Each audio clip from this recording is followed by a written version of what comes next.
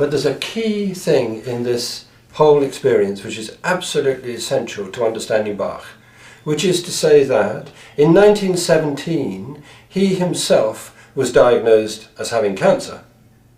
And so that immediately gave a focus to his research and his thinking and his interest in the whole process of health and disease, because now he's the subject of discovery.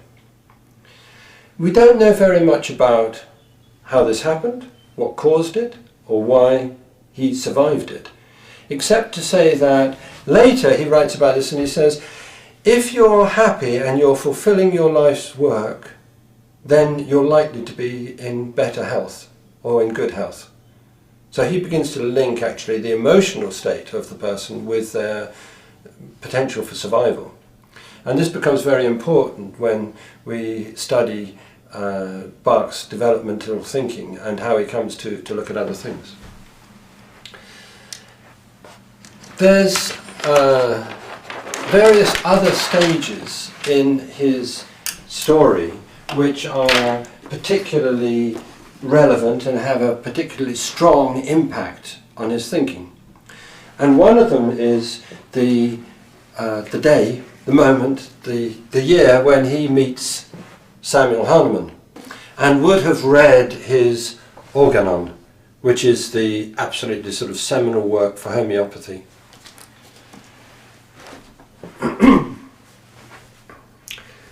What this actually did was to develop Bach's thinking by a quantum leap, because his concern was that with these nosódios that he's treating people, he's taking something which feels at least to be the product of the disease. You know, we don't really like feces. We view them as poisonous and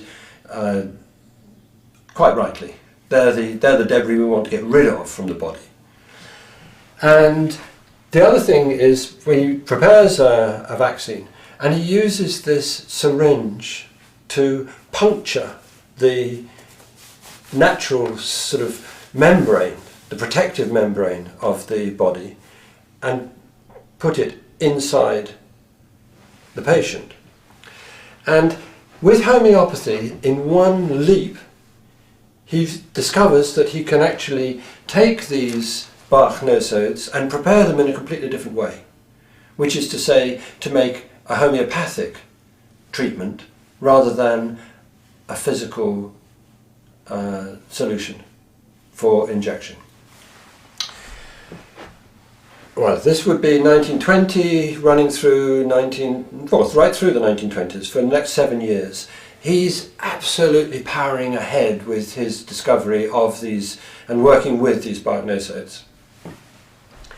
He develops an idea that instead of having an individual treatment made, you know, this is Julian, and this is Julian's petri dish made from his fecal treatment, and this is Julian's syringe treatment. We'll give it to Julian because it's unique and individual to him.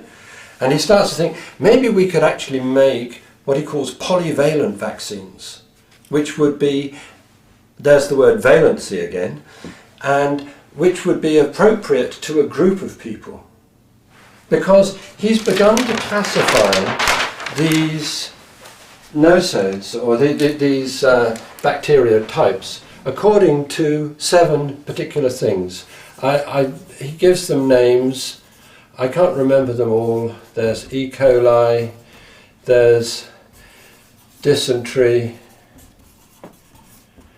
and another one's Proteus. Now these, I have to say, mean nothing to me as names, but these are the way that he classifies these bacteria, and this is how he begins to make these polyvalent vaccines.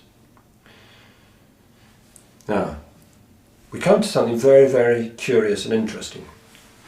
At this time, in the 1920s, Bach has set up his surgery in Harley Street, which is where, of course, all the famous doctors have to have a place in Harley Street, so he has a place in Harley Street.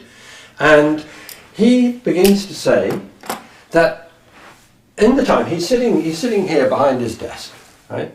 And in the time that it takes for his patient to walk across the room, Bach thinks that he can predict which of the nosódios will be appropriate for that person. So, knock comes at the door, Dr. Bach says, "Come in," and the patient walks into the room.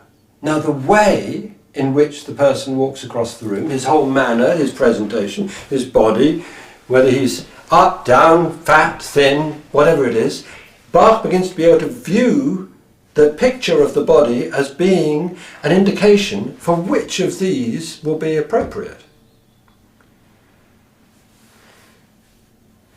Well, I think this is something that he's gained from Hahnemann. Hahnemann describes this as a necessary part of taking the case history for a patient. That you have to study whether, which is perfectly normal now still in homeopathy, whether the patient likes cold or hot, heat, or what foods, how they sleep, whether they're more energetic at different times. And I think Bach has clocked this. He's recognized this as being the way in which to view an individual in order to relate them to a type. And in this case, it's the type of nosode that's going to be appropriate. I don't know if we can do this just in this situation, but let me show you a little bit of what it means. Because if I say to you, will you come and stand in front of the camera, the way that you stand, the way that you're sitting is going to actually indicate, it's like the gesture of the person. Let me show you. I mean, some people sit like this, some people sit like this. The person coming into the room, when Bach has said there, "Come in," I mean, how do they come into the room? Do they walk straight in? "Oh, good afternoon, Dr. Bach. I'm so glad you could see me." Or do they come in, "Oh, Dr. Bach, I'm so pleased you could see me. Thank you for sparing me some time." I mean, it's a stupid caricature, but this is what people are like. Another person, he says, they knock on the door, "Come in," and the person's out there. "Dr. Bach, what a beautiful painting you have on the wall outside your office. I know the person who was related to the second girlfriend that this man had when he was in Madagascar. I was in Madagascar, and it's a very interesting story." Where have you been? You come in for a doctor's appointment." "I know, but this is so interesting up here." And these different ways of behaving were indicative of the whole of the person as it was expressing this classification of the 7 Bach nosódios. This becomes very, very important as Bach's ideas develop and as we come towards his discovery of the 38 Bach flower remedies.